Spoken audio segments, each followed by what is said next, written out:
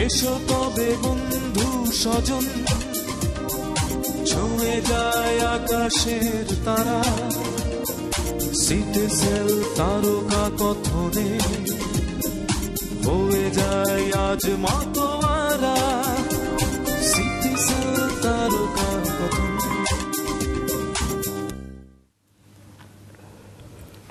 আমরা যখন বিশেষ কোনো কাজ করি, যারা আমাদের সফলতার আশায় থাকেন, আমরা যখন সফল হই, যারা আমাদের সফলতার আশায় ছিলেন, তাদের গর্বে মন ভরে যায়, বুকটা ফুলে যায় অনেকখানি। ঠিক একইভাবে মাউন্ট এভারেস্টের পর আটলান্টিকার মাউন্ট ভিনসেন্ট এবং ওয়াসফিয়া নাজরিন, যার নামে, যার কাজেও আমাদের গর্ববোধ হয়। আজ সিটিসেল তারকা কথনে তিনি আছেন আমাদের সঙ্গে। ওয়াসফিয়া নাজরিনের সঙ্গে এই উদ্যোগে আছেন ব্র্যাক, এবং ব্র্যাকের আমন্ত্রিত দুজন অতিথি আছেন আজকের সিটিসেল তারকা কথনে। আমি একে একে পরিচয় করিয়ে দিচ্ছি। ওয়াসফিয়া নাজরিনের পাশেই আছেন Rashida Parvin, senior program manager, BRAC education program. অনেক অনেক আমন্ত্রণ আপনাকে। এবং সেই সঙ্গে আছেন Zisan Kingshuk Haque, head of communication and service quality, BRAC bank. অনেক অনেক আমন্ত্রণ জানাচ্ছি, এবং সেই সঙ্গে ওয়াসফিয়া অনেক অনেক শুভেচ্ছা এবং অভিনন্দন। ধন্যবাদ। অনেক অনেক ভালো লাগছে। আমি আমার দর্শকদেরকে যেমন করে বলছিলাম যে এভারেস্টের পর মাউন্ট ভিনসেন্ট, এবং আমরা কথা হচ্ছিল আমাদের সাথে অনেক আগেই যে ভীষণ মুশকিল ওই জায়গাটা যায়, এবং সিটিসেল তারকা কথনে আপনি একবার এসেছিলেন এবং বলেছিলেনও সেই সময়ে যে খুব মুশকিল এই আরোহণটি করা, এবং যেখান থেকে ফিরে আসাও অনেকটা অনিশ্চয়তার মাঝেই রয়ে যায়। কিন্তু আপনি সফলভাবে ফিরে এসেছেন একজন নারী, আমাদের দেখে অনেক ভালো লাগছে। ধন্যবাদ, দোয়া করবেন। অনেক অনেক শুভকামনা আমাদের সকলের তরফ থেকে আপনার জন্য। এবারে জার্নিটা সম্পর্কে বলবেন, কেমন ছিল? আসলে যাওয়ার আগে তো অনেক কথাই হয়েছিল, কিন্তু অ্যান্টার্কটিকার ব্যাপারটা ছিল যে পৃথিবীতে মেরুতে কিন্তু টোটালি অনেক মানে এতই ভিন্ন সব কন্ডিশনস, যেরকম পৃথিবীর অন্য কোনো পাহাড়ের সাথে ভিনসেন্ট ম্যাসিভ বা অ্যান্টার্কটিকা মহাদেশের অন্য কোনো পাহাড়ের তুলনা হয় না। আমরা অন অ্যাভারেজ প্রতিদিন -35 থেকে -45 ডিগ্রি সেলসিয়াসে তাপমাত্রায় পারফর্ম করতে হয়েছে, যেখানে এভারেস্টের সামিটে আমার -35 ডিল করতে হয়েছে, মানে একদম চূড়ায় উঠে। আরেকটা ব্যাপার ছিল অ্যান্টার্কটিকার, যে আমরা যেহেতু গ্রীষ্মকালে গিয়েছি, কারণ সাদার্ন হেমিসফিয়ারে ওটা তখন গ্রীষ্মকাল, 24 ঘন্টা সূর্য উঠেছিল, সো ওখান থেকে আবার একটা তাপের সৃষ্টি হয়, এবং ল্যান্ডস্কেপটা অনেক ডিফারেন্ট। অ্যান্টার্কটিকা পুরোটাই তো বরফের মহাদেশ, তো অনেক ক্র্যাভাস, এবং ওখানে একটা সাস্ত্রুগি বলে এটাকে, বাতাসের দ্বারা একটা ডিফারেন্ট ল্যান্ডস্কেপ। ওরা মানে বাতাস, এত বেশি বাতাস ওখানে, যেরকম আমার সামিটের আগের সপ্তাহে উইন্ড স্পিড ছিল 180 নট, এটা একটু মাইলেরও বেশি। সো এগুলো আমার আগে কোনোদিন কোনো পাহাড়ে ডিল করতে হয়নি। আরেকটা ব্যাপার ছিল যে এটা আমার প্রথম পাহাড় যেখানে পর্বত আরোহণের সময় পিছনে তো একটা ব্যাকপ্যাক থাকে, ওটার সাথেও পিছনে একটা স্লেজ বলে ওটাকে, যেখানে কারণ এখানে কোনো শেরপা সাপোর্ট বা এটা তো একটা বিচ্ছিন্ন একটা মহাদেশ, তো এখানে ওরকম কোনো পোর্টারের বা অন্য কোনো লোক আপনাকে সাহায্য করার নেই। তো এই আমার এগুলো অনেক বিরাট বাধা ছিল আর কি। সেক্ষেত্রে একটি জিনিস জানবার, যে মাউন্ট এভারেস্টে যখন ছিলেন তখন একজন শেরপা ছিলেন বা টিমে অনেকেই ছিলেন, এবং খাওয়া দাওয়া বা অন্যান্য যে সকল আনুষঙ্গিক বিষয়গুলো থাকে, সেটি এবার কি করে সম্ভব হয়েছে? এভারেস্টে অ্যাকচুয়ালি আমার টিমে কেউ ছিল না, আমি কিন্তু একা, এবং আমার দুইজন শেরপা ছিল, ওঠার সময় একজন, নামার সময় একজন ছিল, কিন্তু অনেকে যায়, টিমে যায়। এবার আমার মানে অ্যাজ আই সেড শেরপা কোনো ছিল না, একজন আমেরিকান ফ্রেঞ্চ গাইড ছিল ডিলেন, এবং সাথে আরেকজন ক্লাইম্বার ছিল স্কট, আমরা তিনজনই। তো আমার যেরকম ফেরত আসার সময় অনেকগুলো অ্যাক্সিডেন্ট জাতীয় মানে দুর্ঘটনা জাতীয় জিনিস হয়, যেরকম আমার গাইড যে ডিলেন, আমরা যাচ্ছি এবং স্লেজ স্কিইং করে যেতে হয়, হঠাৎ করে আমি দূরে দেখছেন পুরো হোয়াইট আউট থাকে, মানে অর্থাৎ সাদা, আপনি নেক্সট মানুষজনকে দেখতে পাচ্ছেন না। তো হঠাৎ দেখি ডিলেন নাই, তো তার উইদিন সেকেন্ডস আমি নিজে আমার রোপে একটা টান ফিল করলাম, দেখি ডিলেন ক্র্যাভাসে পড়ে গেছে, এবং তখন ওকে ওখান থেকে আমার গাইড ক্র্যাভাসে পড়ে গেছে। তো তখন যে আপনার স্যাটেলাইট ফোন দিয়ে সাহায্যের জন্য কাউকে ডাকতে হয়, বা স্কট আমার যে আরেকজন পর্বতারোহী ছিল সে যে আমরা একসাথে ওকে সেভ করি। তারপর আমি নিজেও পড়ে যাই যখন ডিলেন আমাকে সেভ করে, যেখান থেকে আচ্ছা, কথা বলছিলাম। ওঠার সময় এবং নামার সময়ের প্রতিকূলতার কথা একটু জানবো, কিন্তু তবে তার আগে দর্শক আপনারা দেখতে পেলেন যে ওয়াশফিয়া নাজরিন যেরকম করে বলছিলেন যে পিঠে একটি স্ল্যাশ এবং কতখানি প্রতিকূল অবস্থার মধ্যে করে তিনি চলেছেন, সেই ছবিগুলো আপনারা কয়েকটি দেখেছেন এবং সেই সঙ্গে গল্পগুলো শুনছেন। ওঠার সময় এবং নামবার সময় কি অবস্থা হয়েছিল সেটি জানবার আগে আমরা একটু ফোন নেব, যদি বলেন আপনি। হ্যালো, সালামু আলাইকুম। ওয়ালাইকুম আসসালাম। সাথী আপু, আমি নাহিদ বলছিলাম ঝিনাইদহ থেকে। শুভ দুপুর। শুভ দুপুর, বলুন। আমি একটু ওয়াশফিয়া আপুর সাথে কথা বলবো। শুনছেন? আপু ভালো আছেন আপনি? জি, কেমন আছেন? জি আপু, অনেক ভালো আছি। আমি বাংলাদেশের 16 কোটি মানুষের পক্ষ থেকে আপনাকে শুভেচ্ছা জানাই, কারণ বিশ্বের মানচিত্রে আপনি আমাদের বাংলাদেশের নামটা আরো অনেক সুন্দরভাবে উপস্থাপন করেছেন আপনার এবারের জয়ের মাধ্যমে, এবং সামনে নতুন একটা বিজয় করে আসছেন।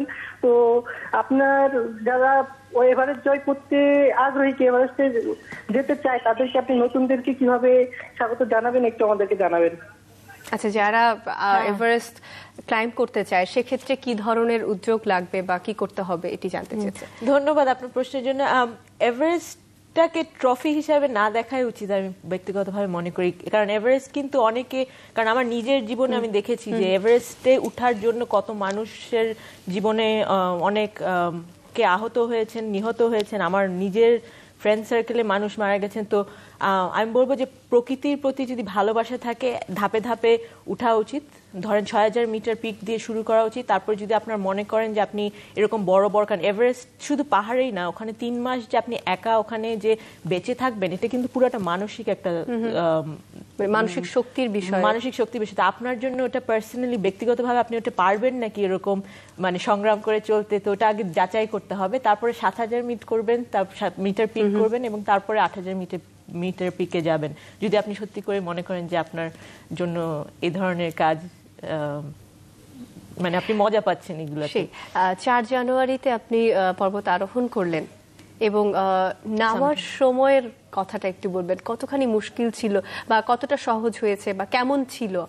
জি, শুরুতে আমি অ্যাকচুয়ালি অনেক লাকি ছিলাম, কারণ আমি যেটা বলছিলাম যে সামিটের সময় তার আগের সপ্তাহে 180 নট উইন্ড স্পিড ছিল। তো আমি ভেবেছিলাম হবে না, কিন্তু আমরা ওই হাই ক্যাম্পে যে ওয়েট করছিলাম, তো ওখানে হঠাৎ করে একদিন খুব ভালো ওয়েদার, আমরা 2 দিনের ওখানে অ্যান্টার্কটিকার ওয়েদার প্রেডিকশন পাওয়া যায়। তো আমরা ওই দিন অ্যাটেম্প করলাম, 4 তারিখে সামিট করে নামার পরে হাই ক্যাম্পে এসে আমরা ঝড়ের জন্য আটকায় যাই এবং হোয়াইট আউটের জন্য আমরা কোনো কিছু দেখতে পাচ্ছিলাম। তো আমরা হাই ক্যাম্পে 2 দিন ছিলাম। তারপর নামার সময় হাই ক্যাম্প থেকে লো ক্যাম্পে ওই থ্যাংক গড আমরা সবাই দড়ি দিয়ে আটকানো ছিলাম। তো আমি একটা জায়গায় পড়ে যাই, কারণ আমি তখন ডাউন স্যুট, যেটা আপনারা হয়তো বা দেখেছেন যে একদম মাথা থেকে পা পর্যন্ত ওটা পড়েছিলাম এবং আমার পিঠে অনেক ওয়েট ছিল, স্লেড ছিল। তো আমি গরমে ওভারহিটিং হয়ে আবার ওই দিক দিয়ে ঠান্ডাও চলছে, যখন পড়ে যায় উপর থেকে ডিলেন আমার যে গাইড, ও আমাকে একটা রশি দিয়ে হ্যাং করে তুলে, তো তখন আমার এই হাতে একটু ড্যামেজ হয় আঙ্গুলে, আমার পুরো ওয়েটটা বাম দিকে পড়ে। তারপরে ও আমাকে রেস্কিউ করে। তো ওই জায়গাটায় তারপরে আমরা এসে আবার লো ক্যাম্পে আবার আটকিয়েছিলাম এবং আপনি হয়তো বা শুনেছেন 4 দিন, হ্যাঁ ঠিক 4 দিন পরে আমাদের প্লেন আসছে, প্লেন চিলে থেকে যে এসে আমাদেরকে নিবে, ওটা ঝড়ের কারণে আটকে গিয়েছিল। এবং আমি ইনফ্যাক্ট গত সপ্তাহে একটা আপডেট পেয়েছি, যারা থেকে গিয়েছিল তারা সাউথ পোলে যারা যাচ্ছিল তাদের পুরো এক্সপিডিশন ক্যান্সেল করে দিতে হয়, কারণ এত উইন্ড স্পিড এত বেড়ে যায়। কিন্তু এত আমি অনেক লাকি ছিলাম সেই, এবং আপনি যেমনটি বলছিলেন যে মানসিক শক্তিটা অনেক বড় বিষয়, এবং এত কিছু প্রতিকূলতার সম্মুখীন হয়ে আপনি সার্ভাইভ করেছেন, ফিরে এসেছেন, সফল হয়েছেন, এটি আমাদের জন্য অনেক বড় একটি পাওয়া। আপনার এই উদ্যোগের সঙ্গে ছিল ব্র্যাক, এবং রাশিদা পারভিন, আপনার কাছে আমার জানতে চাওয়া যে ব্র্যাকের এর সঙ্গে আসার কারণটা কি, জানবার আগে একটা ফোন নেব। হ্যালো, সালামু আলাইকুম। জি, আমি তামান্না আফরোজামান বলছিলাম। বলুন। নাজনীন আপু, আপনাকে দেখে খুবই ভালো লাগছে, কারণ আমাদের দেশে বাংলাদেশের নারীরা পিছিয়ে নেই, তারপরেও কিন্তু পুরুষরা আমাদের তারা মনে করছে যে তাদের অধিকারটা আমাদের উপরে চালিয়ে দেবে। কিন্তু আপনাকে দেখে মনে হচ্ছে না যে আমরা আমাদের সবকিছু তাদের উপরে নির্ভরশীল, আমরা নিজেরাও অনেক কিছু করতে পারি। কারণ আমি এখন যেরকম ভাবে ভাবছি যে আমি উপরের দিকে উঠবো, কিন্তু পারিপার্শ্বিকতার কারণে কিন্তু অনেক ক্ষেত্রেই অনেক বাধা আছে যে না, তুমি সামাজিকতা থেকে নিজেকে বিচ্ছিন্ন করতে পারো না। কিন্তু আপনি যেহেতু অনেক দূর এগিয়ে গিয়েছেন, আপনি অবশ্যই আমাদের বাংলাদেশের জন্য কাজ করে যাবেন, এটা আমার আশা রাখি। আর বর্তমানে প্রকৃতির উপর যে বিরূপ প্রতিক্রিয়া পড়ছে, পাহাড় কেটে মানুষ ইট ভাটায় বিক্রি করছে কিংবা গাছ ধ্বংস করে মানুষ অন্য কিছু করছে, এটা কিন্তু আমাদের প্রকৃতির যে মেলবন্ধন আপনি করেছেন, আপনি যখন পাহাড়ের গায়ে উঠেছেন, অবশ্যই পাহাড়টাকে নিজের মাঝে জড়ানোর যে অনুভবটা, ওইটা আপনি যে করেছেন, এটা কিন্তু আমরা কখনো কোনো ভাষায় প্রকাশ করতে পারবো না। সৃষ্টিকর্তা আমাদের যে অকুলক প্রীতি দিয়েছেন, তো এটা যদি আমরা রক্ষা করতে চাই তাহলে আপনি কি করতে চান? অনেক অনেক ধন্যবাদ, আপনি সঙ্গে থাকুন আমাদের। অনেক ধরনের অনুভূতি, অনেক ধরনের কথা, অনেক রকমের প্রতিক্রিয়া আসলে দর্শকরা বলে থাকেন, শেয়ার করে থাকেন, এটি নিয়ম। রাশিদা পারভিন, আপনার কাছে আমার যে প্রশ্নটি ছিল যে ব্র্যাক কেন এর সঙ্গে উদ্যোগটা কি, কারণটা কি? আসলে ব্র্যাক যখন শুরু হয় তখন থেকে কিন্তু মানে মহিলাদের কিভাবে এম্পাওয়ার করা যায় সেটার জন্য কাজ করছে। তো সেই জন্য ওয়াসফিয়া একজন মহিলা এবং সে তার ক্ষমতাটা কিন্তু দেখিয়েছে যে কতটা সে যেতে পারে, কতটা করা সম্ভব একজন মহিলার পক্ষে। এবং একটু আগে আমরা যে প্রশ্নকর্তা তার কাছ থেকেও শুনলাম নারী শক্তির বিষয়টি অনেক বেশি প্রাধান্য। তো ব্র্যাক আসলে নারী শক্তি নিয়েই কাজ করছে এবং স্পেশালি আমি বলবো যে আমাদের একটা প্রোগ্রাম আছে যেখানে আমরা অ্যাডোলেসেন্টদেরকে এবং ইয়ুথদেরকে কিভাবে ওদেরকে ক্ষমতায়ন করা যায়, ওদের জীবনটাকে কিভাবে একটু সুন্দর করা যায় সেটা নিয়ে কাজ করছি। তো ওয়াসফিয়া আসলে আমাদের সাথে সেই কাজটাতে থাকবে আগামী দিনগুলিতে এবং সেখানে আমরা মেয়েদেরকে শেখাচ্ছি যে আসলে কিভাবে মেয়েরা চাইলে অনেক কিছুই করতে পারে, হ্যাঁ, সেই বিশ্বাসগুলি তাদের শেখাচ্ছি। আর ওয়াসফিয়া তো তাদের সামনে একটা উদাহরণ হয়ে থাকলো, সেই জন্যই আসলে ওয়াসফিয়ার সাথে আমাদের কাজ করা, যাতে সে তার অভিজ্ঞতাগুলিকে শেয়ার করতে পারে। কেননা যখন মানে পাহাড় কে জয় করা কিন্তু শুধু মহিলা হিসাবের ব্যাপার নয়, আমি তো ওরা কথা যখন শুনছিলাম যে কিভাবে আসলে এটা পুরুষ মহিলা বলে কোনো কথা না, মানে একটা মানুষ কিভাবে এতটা সাহস নিতে পারে, তো সেই অভিজ্ঞতাগুলি সে আমাদের যারা বেনিফিশিয়ারিজ আছে তাদের সঙ্গে শেয়ার করবে। আপনার কাছে আমি আবারও আসবো, কিন্তু তার আগে জিসান কিংসুক হক, আপনার কাছে আসছি যে কি ধরনের উদ্যোগ নেবার আছে, যেহেতু ওয়াসফিয়া নাজরিন গুডউইল অ্যাম্বাসেডর হিসেবে আপনাদের সঙ্গে কাজ করবেন, তো সেক্ষেত্রে কতদিন যাবত এই প্রজেক্ট থাকছে বা কি ধরনের কাজ হচ্ছে, কি পরিকল্পনা আছে? আমি এমনিতে তো আমি মাইনরিটি আজকে স্টেজে তিনজন মহিলার পাশে, বাট আসলে আমাদের ওয়াসফিয়ার পেছনে দাঁড়ানোর কারণটাই ছিল এটা, যে যেটা রাশিদ আপা বলছিলেন, ওয়াসফিয়া বলছেন এবং কিছুক্ষণ আগে দর্শক যেটা বললেন যে এই দেশের মেয়েরা যে এগিয়ে যেতে পারে, তারা যে সামনে এগোতে পারে, তাদেরকে যে এই মোটিভেশনটা দেওয়া, তাদের পেছনে দাঁড়ানোর শক্তিটা দেয়া, সেটার জন্য ওয়াসফিয়া আমাদের সাথে আছেন। একটা ছোট জিনিস পরিষ্কার করে নেই, এক্সপেডিশন অ্যান্টার্কটিকাতে যে এক্সপেডিশনটা, সেটাতে ওয়াসফিয়া যেমন আছেন, ওয়াসফিয়ার সাথে আমরা ব্র্যাক আছি, ব্র্যাক ব্যাংক আছি, আমি ব্র্যাক ব্যাংকে আছি, আমাদের সাথে বিকাশ আছে, ব্র্যাক ইপিএল, ইপিএসএল এবং ব্র্যাক সার্জন, সবগুলো এই ব্র্যাকের বিভিন্ন কোম্পানি মিলেই এই এক্সপেডিশনটাকে ফাইন্যান্স করছে। ব্র্যাক মুখ্য ফাইন্যান্সিয়ার, ব্র্যাকের শুভেচ্ছা দূত হিসেবে উনি কাজ করবেন এবং সেটা আমরা বলেছি যে ব্র্যাকের কিশোরী ক্লাব আছে, যেটা রাশিদ আপা বলছিলেন, কিশোরী এবং তরুণী মিলিয়ে আমার মনে হয় ৯,০০০-এর বেশি ক্লাবস আছেন। এই যে মেয়েগুলো, এদের বয়ঃসন্ধির পরে তাদের একটা ম্যাচুরিটি হতে হবে, তাদেরকে সমাজের অনেক প্রতিকূলতার ভেতর তাদেরকে বাঁচতে হবে এবং তাদের নিজেদের সম্পর্কে যে সচেতনতা তৈরি করা এবং তাদের ভেতরের সম্ভাবনাটাকে যেন বিকাশ করা যায়, সেটার পেছনে ব্র্যাক কাজ করে যাচ্ছে। ওয়াসফিয়া নাজরিন আমাদের সাথে থাকবেন, এই বিকাশে তিনি শুভেচ্ছা দূত হিসেবে কাজ করবেন, তিনি তাদেরকে আরো মোটিভেট করার জন্য কাজ করবেন। আর ব্র্যাক ব্যাংক, বিকাশ এবং অন্যান্যগুলোতে তিনি নিতান্তই আমাদের সাথে শুভেচ্ছা নিয়ে আসবেন, আমরা সেটুকুতেই খুশি। আসলে ব্র্যাকের সবগুলো সংগঠনই একটা কমন ফিলসফিতে কাজ করে, সেটা হচ্ছে যে প্রত্যেকটা মানুষের ভিতরে সম্ভাবনা আছে, এই সম্ভাবনাটা কোথাও আর্থিক কারণে হোক, কোথাও স্বাস্থ্যগত কারণে হোক, কোথাও বিভিন্ন পারিপার্শ্বিকতার কারণে হোক, সেই সম্ভাবনাটা বিকাশ হয় না।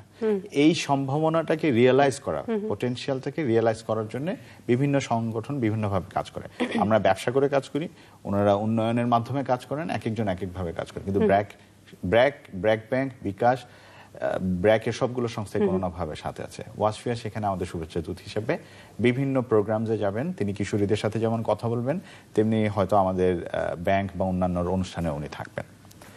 আচ্ছা, সেক্ষেত্রে ওয়াসফিয়া কেমন লাগছে গুডউইল ব্র্যান্ড অ্যাম্বাসেডর হিসেবে কাজ করবেন? আমি সেটা একটু বলতে চেয়েছিলাম যে আপনি হয়তো বা শুনেছেন গ্লোবাল জার্নাল মাত্র রিসেন্টলি গত সপ্তাহে বোধহয় ব্র্যাককে ওয়ার্ল্ডের নাম্বার 1 অর্গানাইজেশন হিসেবে, এনজিও হিসেবে র্যাঙ্ক দিয়েছে।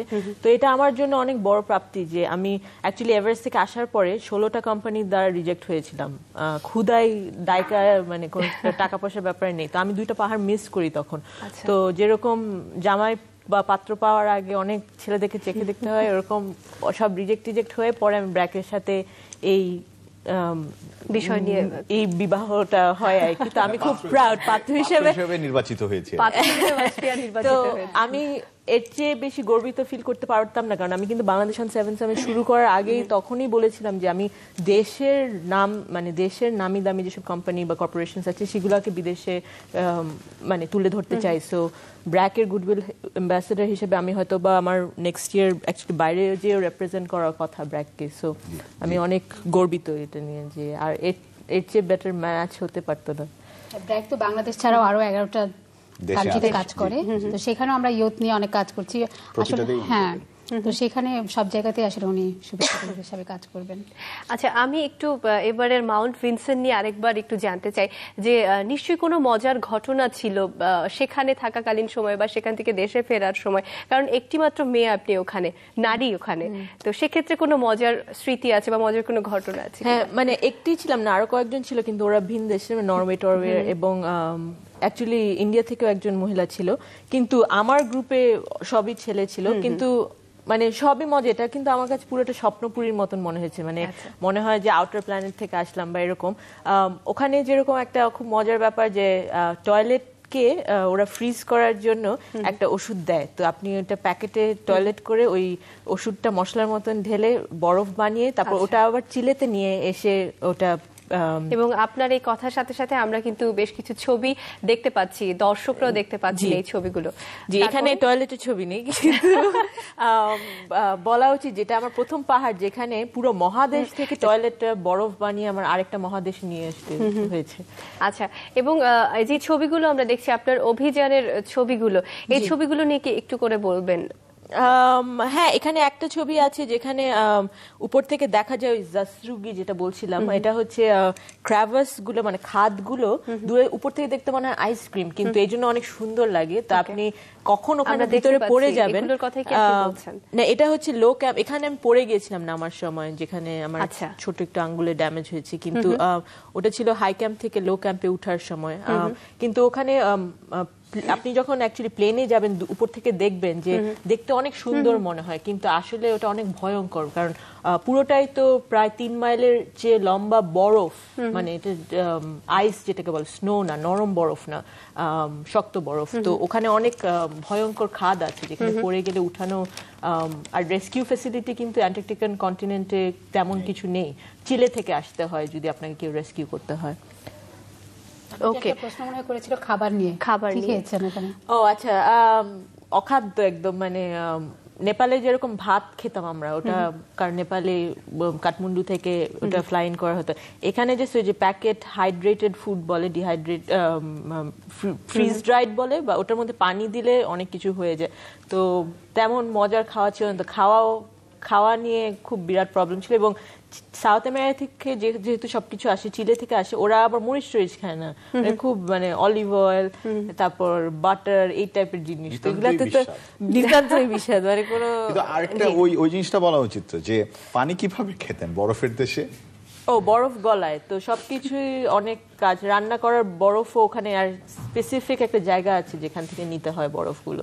আর কিন্তু একটা জিনিস অনেক ভালো লেগেছে, অ্যান্টার্কটিকার মতন মানে পৃথিবীতে যে এখনো একটা মহাদেশ আছে যেখানে ওরা এত কেয়ারফুল, মানে কোনো ট্র্যাশ দেখবেন না, কোথাও কোনো ময়লা আবর্জনা নেই। মানে সামিট থেকে তো ভিউ ওয়াজ জাস্ট সাদা সাদা, মানে মনে হয় সাদা একটা বক্সের ভিতরে, একটা স্বপ্নের মতো।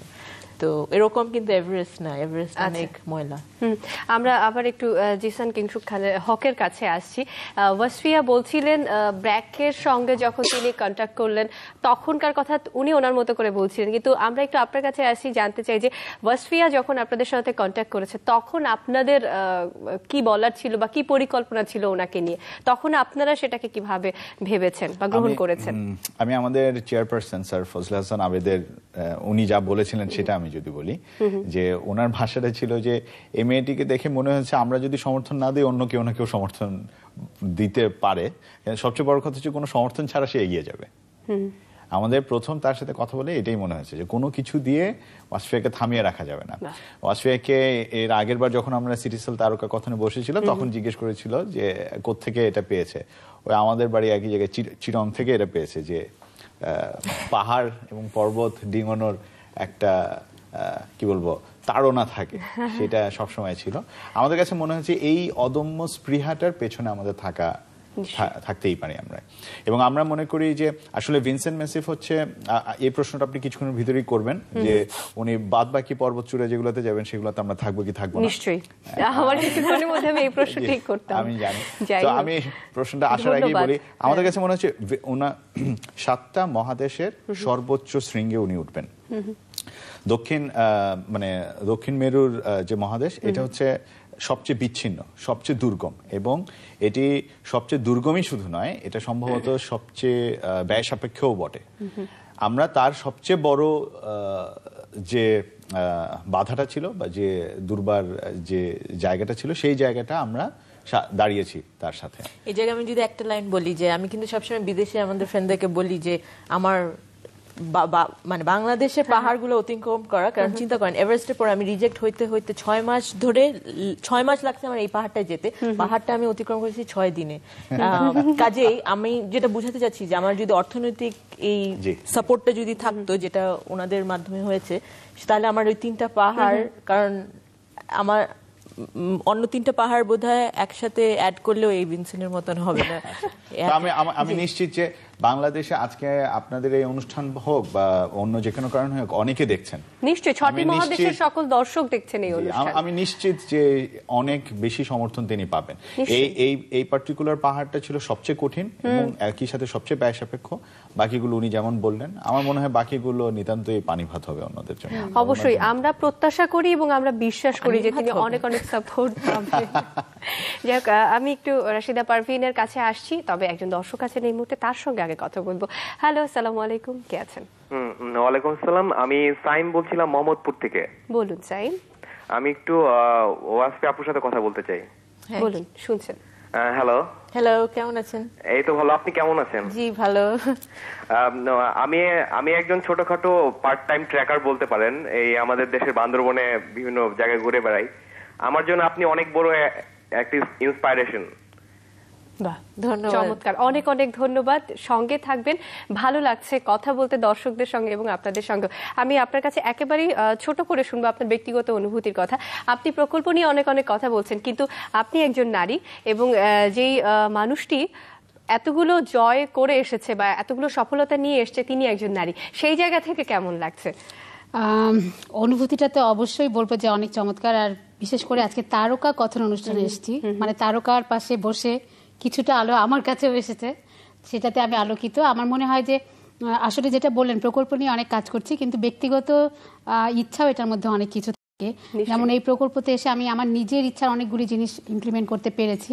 সেখানে স্পোর্টসটা আমি বলবো মেয়েদের জন্য অনেক বড় একটা জিনিস, যেটা আমি করার চেষ্টা করেছি, এবং সেখানে মেয়েরা ক্রিকেট খেলতে আসছে, ফুটবল খেলতে আসছে, তার পাশাপাশি এখন পাহাড় ডিঙোতেও হয়তো আসবে আশা করছি, যখন ওয়াসফিয়া ওদের সাথে কথা বলবে। এবং পাহাড় ডিঙোনোর কথায় আমি আরো একবার ওয়াসফিয়ার কাছে আসছি, আমরা শেষ করব, তবে তার আগে আর কি কি পরিকল্পনা আছে, কোন কোন পাহাড়ে আবার উঠতে যাচ্ছেন পরবর্তী অভিযান? হ্যাঁ, 7 সামিটসটা মে মাসের মধ্যে শেষ করার ইচ্ছা আছে। আরো 3টা পাহাড় আছে, নর্থ আমেরিকা, ইউরোপ এবং ওশেনিয়া কন্টিনেন্টের। তো হাতে আমার 3টা মাস সামনে। হাতে এটা 3টা মাসের সাথে আমি ছোট একটা জিনিস জুড়তে চাই, এটা বন্ধু হিসেবে বললেন বা শুভাকাঙ্ক্ষী হিসেবে বললেন, এটা কিন্তু তার উনি বলছিলেন 6 মাস অপেক্ষা করতে হয়েছে একটা পাহাড়ে চড়ার জন্য। আমাদেরকে একটা জিনিস মাথায় রাখতে হবে, দক্ষিণ এশিয়া থেকে তিনি কিন্তু একজন প্রথম নারী হতে পারেন যিনি 7টি পাহাড় চূড়ায় উঠবেন। সেটাতে যদি সকলে সমর্থন না দেয় তাহলে হয়তো তার আগে অন্য কেউ হয়তো প্রতিবেশী দেশ থেকে নিশ্চয়ই, কারণ আমরা কিন্তু এটুকু শুনছি যে পার্শ্ববর্তী দেশ থেকে অনেক ধরনের প্রসেসিং চলছে এবং সেক্ষেত্রে আমরা বিশ্বাস করি যে এই সফলতা আমাদের দেশের অর্থাৎ বাংলাদেশের একজন নারী করবেন এবং সেটি ওয়াসফিয়া নাজরীন হবেন, সেই প্রত্যাশা আমাদের সকলের আমাদের চ্যানেল আই পরিবারের সকলে এবং সেই সাথে ছটি মহাদেশের যত সকল বাংলাদেশিরা আছেন তাদেরও। আপনাদের সবাইকে অনেক অনেক ধন্যবাদ আজকের সিটিসেল তারকা কথনে আসবার জন্য এবং সেই সাথে অনেক অনেক শুভকামনা ওয়াসফিয়া নাজরীনকে এবং ব্যাকের দুজন আমন্ত্রিত অতিথি আমন্ত্রিত কর্মকর্তাকে। ভালো থাকবেন সকলে, অনেক অনেক ধন্যবাদ আজ আপনাদের সবাইকে এবং সেই সঙ্গে সিটিসেল তারকা কথন আজ শেষ করব। সম্মানিত সকল দর্শক ভালো থাকবেন, শুভকামনা।